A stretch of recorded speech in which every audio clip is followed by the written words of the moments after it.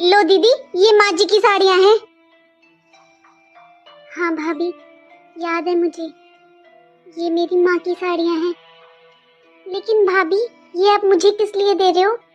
दीदी, इन्हें कब तक रखूंगी मैं अलमारी में? अब माँ जी को मरे हुए पूरा 1 साल हो चुका है। पहले मैंने सोचा दीदी, इन साड़ियों को काम वाली को दे देती हूँ या किसी को जरूरत हो उसको। फिर मैंने सोचा एक बार आपसे पूछ लेती हूँ, आपको चाहिए तो। क्योंकि दीदी अब इनका करना ही क्या है, पड़े पड़े घर में जगह ही घेर रही हैं। लेकिन भाभी, ये साड़ियाँ इतनी पुरानी भी नहीं है। आपको कोई इनमें से पसंद हो तो आप पहन लो, वरना मैं तो ले ही लूंगी, क्योंकि ये मेरी माँ की निशानी है। अरे दीदी, कैसी बातें कर रहे हो आप? मैं क्यों पहन लूं माँ जी की साड़ियाँ? दीदी, माँ जी को मरे हुए पूरा 1 साल हो गया है। अरे मैं क्यों पहनूं ऐसी साड़ियाँ? आपको लेनी तो ले लो, वरना मैं दे दूंगी किसी को। मुझे तो डर लगता है माँ जी से। भाभी, ये जो गले में आपने सोने का हार पहना हुआ है, ये भी तो शायद मम्मी का ही है ना? और जब मम्मी खत्म हुई थी तो उनके कानों में जो झुमके थे, वो भी तो शायद आपके पास ही है ना भाभी?